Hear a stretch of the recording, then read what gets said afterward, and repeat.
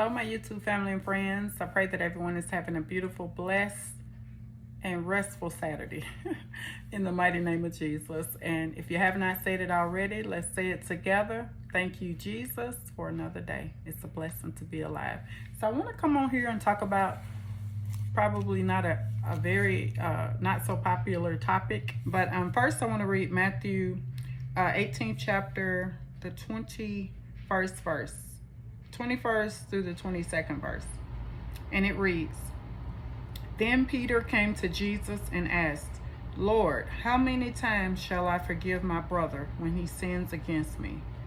Up to 7 times? Jesus answered, I tell you, not 7 times, but 77 times. And so again, that was Matthew 18, the 18th chapter, verses 21-22. So Jesus answered Peter, he said, not 7 times, but 77 times. That's a lot of times. That's a lot of times. But I want to talk about forgiving people who have hurt you, who have misused you, who have abused you, who have neglected you, who have abandoned you, whatever they did to you, talked about you, scandalized your name. I want to talk about that tonight. Because, you know, a lot of times the Lord revealed in my spirit real heavy when we first moved here.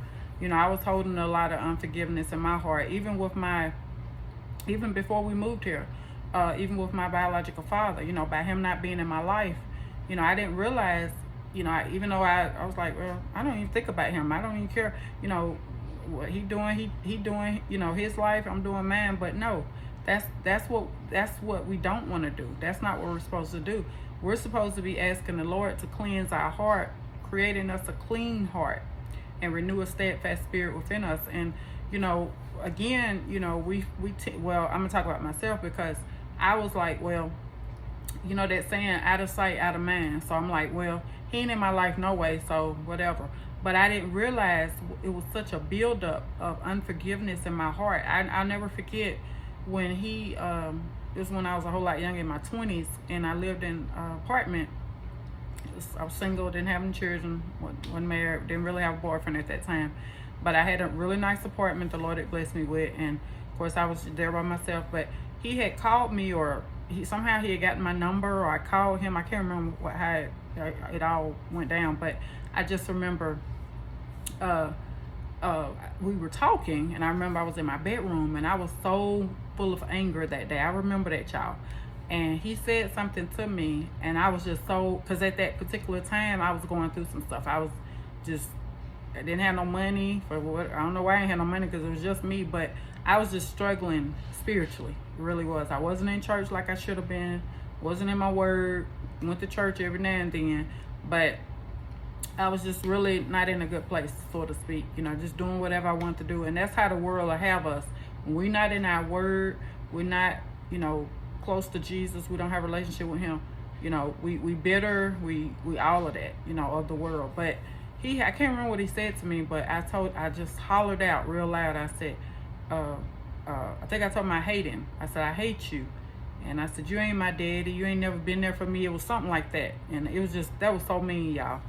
But I later asked him to forgive me and everything. And so I asked the Lord to forgive me, and I repented of that. But again, you know, I lashed out at him, and, you know, the closer we get to Jesus, y'all, and the more, you know, we see things from his perspective, you know, what people do to, like, well, I'm gonna speak for myself, what people have done to me, I'm like, I feel sorry for them. You know, I have I have sympathy for them. My heart goes out to them, because it's not them, the enemy's using them, you know, and they're not, you know, they may or may not have a relationship with Jesus. I don't know. That's not my place to say. But I'm saying, you know, now that I think back on that, he wasn't in my life because he, you know, he just didn't know he needed to be in my life.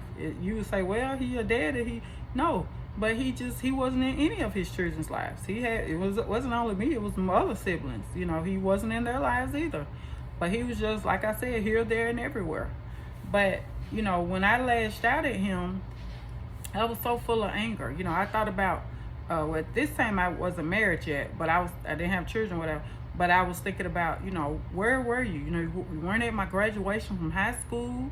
You don't call me, don't check on me. That's what I was saying, thinking about when I said that. And I'm not making an excuse, but I had unforgiveness in my heart for him. But I don't have it anymore. I love him, and I ask the Lord, I just protect him, protect him from himself. Because a lot of times God, instead of us being mad at people who have wronged us and hurt us, he wants us just to forgive them. Look what he told Peter, 77. We got to keep, just like we want God to forgive us, we got to forgive them too. I don't care what they did to you. And I have, and I know I ain't the only one, but I have been wronged. I have been abused, misused, manipulated, all of that. We all have at some point in time of our life. But we got to be the bigger person. We got to be the person to say, you know what, I forgive them. Life is too short, y'all, for it to be running around holding all that unforgiveness in your heart. And like I said, we get busy, years, days, weeks, months, years go by, and we're like, well, I'm good. But we really are not good, because we're carrying that baggage. We're carrying that, that unforgiveness in our heart. And we don't realize, it could be something, because I remember when, before my late husband passed away and everything, I'd be, I'm fine, I'm good, he ain't in my life, so I'm, I just deal with it. But then, somebody to bring his name up, or have you talked to your daddy? I don't know why they used to always ask me that, because a lot of them would talk to him way more than I did. And I'm like, why are y'all always asking me that? And it was almost like they was trying to get some type of, this is a family, they was trying to get some type of reaction out of me. And I'm like, no, have you? Yeah, I saw him the other day. And I'm like, but I'm grown now. So I'm just like, why are you questioning me like I'm a little child? And then I had to forgive them too, because I felt like a lot of times they were trying to provoke me, and that was the enemy using them to get me back thinking about what he didn't do, in my life, because there was a lot of did not do in my life. But I said, okay, and like I said, now that I'm 51 years old, I think back on that, y'all. I said, no, he wasn't there for my some big moments of my life. Graduation from high school. He did come when we had that real bad accident in 1991 when I graduated from high school. He came, I remember, to see, because everybody thought we were dying or dead. So he showed up at that time in my life. That was sort of tragic. But then after that, he disappeared again. He did disappear and act again. And then I didn't see, a lot of times he'll show up, and I didn't see him for another 4, 5, 6 years. And lived in the same city as I lived in, the same state.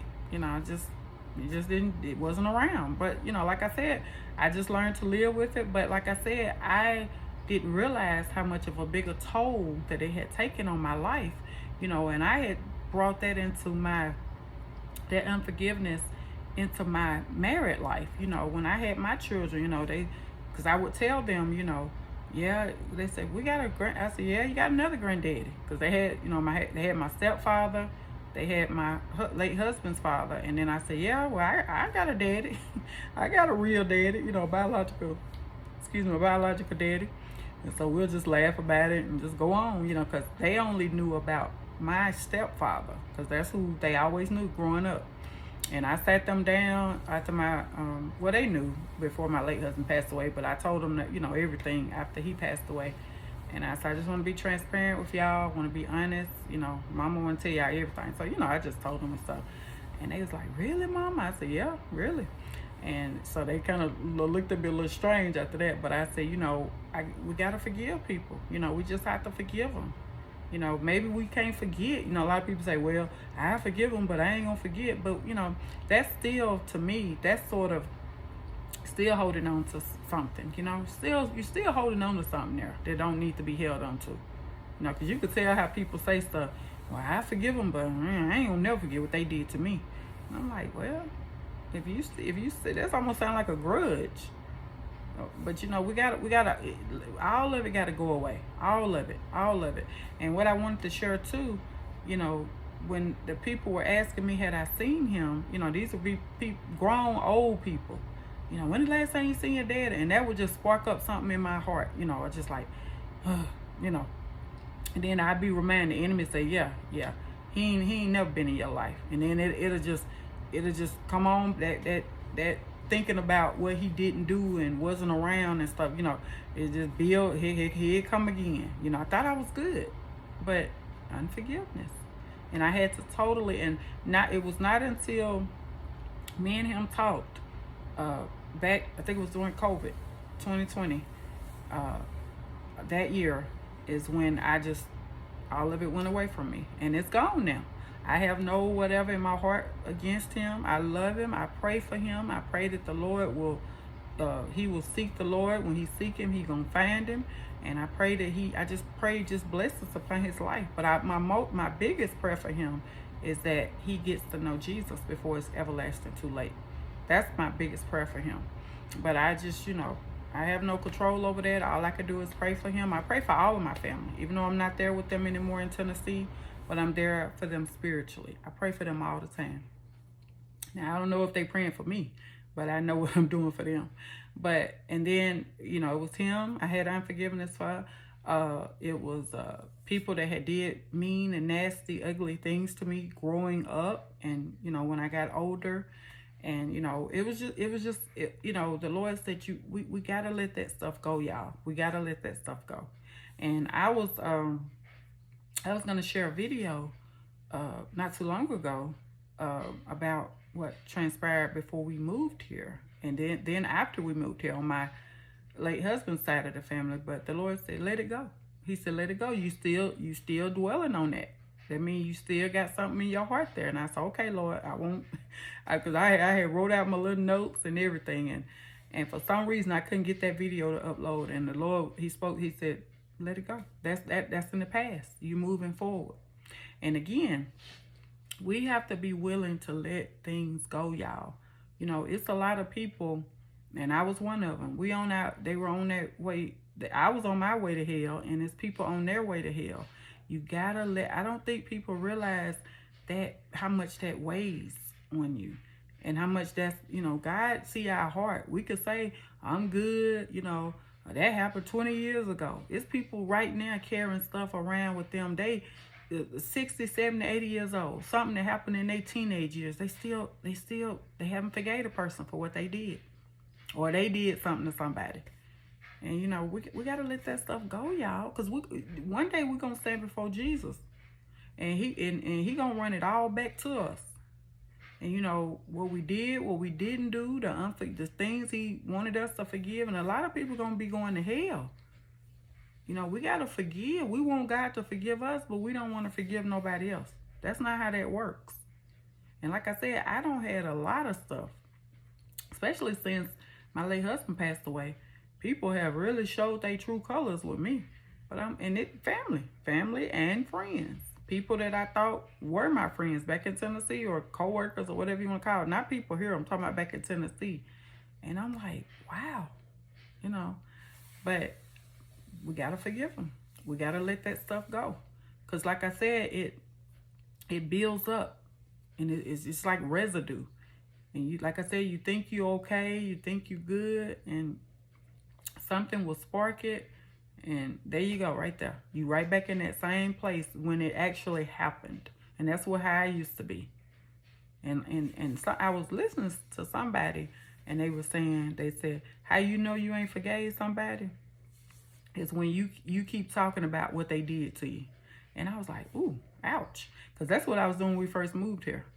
I'd be a witness to somebody at church, the church we go to now, and I just keep playing it like over and over, like a broken record. Like I was just like, yeah, and they did, But then I say, well, but the Lord, he got me, he protected me. But I was still dwelling on that, so I haven't completely let it go. Yeah, I forgave him, but I hadn't let it go. And the Lord said, let that mess go. Let it go. It ain't worth it. Because, a lot of times, like I said, we can, dwell on stuff over and over and over, and then we find ourselves right back in that place when it first happened to us. And then that's what the enemy wants. He wants us to go backwards. He don't want us to go forward. But in Jesus, you're moving forward. You're never going to go backwards with him. But again, I beg of you, whatever somebody have done to you, whether it's a ex or somebody in your family, maybe you were molested, maybe you were cheated out of something, maybe you were tricked out of something, whatever it is. You know, maybe your spouse, I don't know, maybe somebody cheated on you with somebody else, you know, you found out. Maybe, I don't know, it's so many things you could have gone through, you know. Maybe somebody stole money from you. Maybe somebody manipulated you, abused you, neglected you. You thought they were going to be there for you. They left you. You know, whatever it is, let it go. Ask the Lord to, first you got to forgive yourself, and then you got to forgive them. Go to God and say, Lord, please take this out of my heart. And if you ain't able to go talk to the person, talk to God. Talk to God about it. And like I said, you know, the Lord revealed to me, you know, we got to be clean. We got to be clean before him, y'all. You know, you going to church every Sunday. You know, you clapping your hands, you patting your feet. I love Jesus. But Jesus didn't hold no grudges against nobody. When he's walking the earth, he didn't do none of that. We say we love him. We say we want to be more like him. But yet we don't want to do what we want to do, say we love him, but we doing stuff he never did, never thought to do. And that's what I'm saying. We got to let this stuff go. And if you ever question something or whatever you're doing, say, what would Jesus do in this situation? Jesus will forgive. Jesus will say, you know what? I'm going to forgive that person. Nothing is never too bad that you can't forgive that person. Who want to go to hell for not forgiving somebody? I know I don't want to. And I pray you don't want to. But I've literally heard people in movies, people, you know, on these, when I was watching the reality shows and stuff, I don't watch it anymore. But back when I was watching it, you know, they would say, I'm trying to think, how did they put it? They said, they always say, I'll never forgive that person. Or I just can't forgive them. Because maybe somebody took their loved one's life, killed their, you know, family member, something. Yeah, some of those, ID channel things, murder mysteries and stuff. I just can't forgive them. I just can't. And I'm thinking, well, you must be planning to go to hell then, because you won't get into heaven with unforgiveness in your heart. But they say it so calmly. I just can't forgive them. And I'm like, what? You know, I tried, but I just can't forgive that person. And then I think about this. I said, well, what could that person? And I know people can be nasty and people can be dirty and just all outright evil, you know.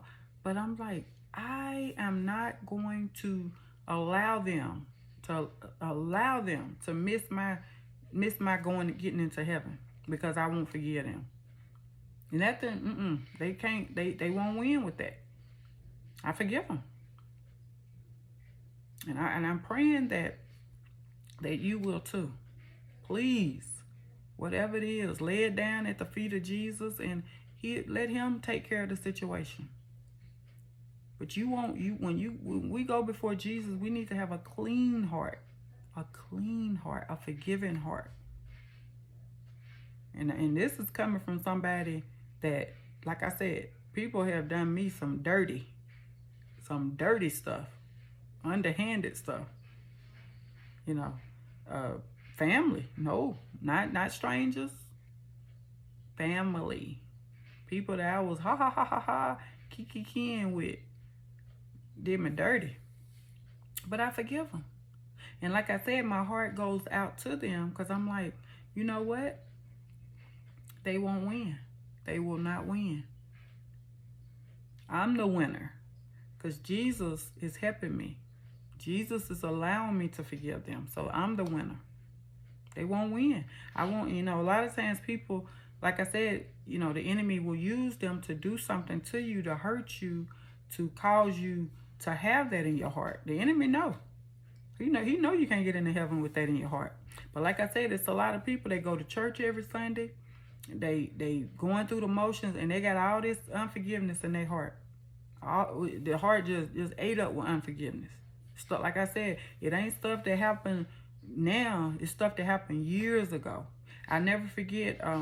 It was on I think it was the People's Court back during I can't remember if me and my late husband watched it together, because we used to always watch Judge Judy and all the court shows, and I like watching them, or we like watching them because of the, the different situations. Like, somebody was suing somebody because they left them high drive for the rent, or you kind of learn. It's a learning too from a lot of those different situations or whatever, court situations. But anyway, I never forget this. There was this one particular show, I think it was on the People's Court, and during COVID, they were doing the video thing, whatever. They weren't in the courtroom; they were doing the video. So there were two sisters. I don't know if it was three sisters total. I think it was three in all, but it was two that were feuding, and the sister, one of them was seeming real mild mannered, just real sweet lady, and the other one, you could tell she just, you just don't cross her. You can't cross. Don't cross me. That's how the character she gave off. But the mom, I think, I'm trying to remember. The mom had passed away, and the mom told, I can't remember which one she told, but she told one of the daughters that they were gonna like have things in the house. Like how you tell somebody, well, this yours. Just example, like, I'm leaving the piano to you, I'm leaving the furniture to you, whatever. That's what the mom had passed on. But they were feuding. That's why they went to court, because they were feuding about how, she left what she said or something. And I can't remember if it was documents on it or what. I can't remember. But I just remember that's what they were feuding about. And then I can't remember, but I think when it was over, I can't remember who won. It's been such a while ago. But I remember the one of those sisters had said, one of them, because she always asked them, the judge always say, what are your, or they ask them at the end, what are your final thoughts on this, or do you feel like this was a good decision, whatever. And so basically, what do they think did they think that was fair, the decision that the judge made? And so the sister, and I want to say it was the sister who, it was the one that was acting mean. That's who I think. She didn't win, I think, and I can't remember though. But whoever it was, I remember the sister said, whoever it was, they said, the other one said, the one who had lost said, I won't ever talk to her ever again. And it seemed like I remember the judge saying, why would you say that? That's your sister, that's your family. And she said, said, I'll never, but she didn't say it that nice. She said it sort of evil. It was something like, I'll never speak to her ever again. As long as she living, I'll never speak to her. And I was thinking to myself, wow, those are such powerful words. You're letting some possessions, some material things come in the way of your family. Your sister, somebody you at one point in time you grew up in the house together. And I was like, wow. And she said it, y'all, with such, she was angry. She was so angry. And I was like, wow. And I think even the judge or whoever asked her that, they were looking at her like, well, wow, she really said that. She was mad. She was mad. But I was like, what would make somebody that angry and have that much unforgiveness in their heart where they don't want to speak to somebody ever and ever? That is so mean and so evil. But it's people do it, y'all. People do it. Like I said, it's people who have died. It's people who they're in their grave now. They took that unforgiveness to their grave. It's people that the other person's still here. They still alive. Nobody ever apologized. Nobody ever said, let's just squash this, And I'll never forget this, too, when I worked for Blue Cross, and the lady there, she was like our team lead or whatever. But I felt some type of way. I felt like she really didn't really care for me, but she just tolerated me. How somebody, they follow you. That's when I was on Facebook. They follow you on Facebook, see what you post. Oh, you posted a good post, whatever. But you know, something's off. You know, I always felt something was off. And so I felt like a lot of people back in Tennessee, they tolerated me. You know, they tolerated me. They didn't really care for me because they saw God's holy light shining within me and out of me. And I always dimmed my light for Jesus a lot of times because I was trying to fit in, but I don't do it anymore. But what I'm saying, you know, I felt like that's what I dealt with for a lot of my life. But I had something had happened at work or something, and I thought maybe I went home and I was like, you know, tomorrow I'm gonna let her know that I didn't mean that the way it came out. It was something I said, but I wasn't trying to be mean. But anyway, I went to her in a nice way, and she said, what she say? She said, it's a familiar. It's out of the Bible. It's not. Can't think of what it is, y'all. What she said to me, but not I got joy, but I have joy. But it was something that she said to me. That it's very familiar in the Bible. But anyway, I was like, oh, and I was like, well, I guess she wasn't bothered by what I did. But I felt like I sort of went back to her and I said, you know, I'm sorry, I didn't mean to do that or say that. I can't remember what it was. It's been so many years ago. But it was something, you know, it was in my spirit to go back and tell her that I didn't mean anything bad. So I was basically asking for her to forgive me. And she was like, oh, you didn't do, you know, but she didn't say you didn't do nothing or it's okay. She said I can't remember what she said, but it was just so whatever, nonchalant, and you know, she went on about her business, whatever. I got to remember that, y'all. I can't remember what it is that she said to me, but it was like I said, she said it so quick, and then she, you know, she just went on about her business. But again, we got to learn to forgive. We got to forgive people. And like I said, it's easy to say, well, you know, I'm good, but are you really good? You know, are you really truly good? Because God see our heart, y'all. We can't fool him. He's looking at the heart of man. You know, you can dress up, you can look good, turn heads on Sunday morning, whenever you go to church, and you know, it's destroying you on the inside because you haven't forgave that person or those people. And God, you know, we got to do it, y'all. We got to do it. It's more than saying it.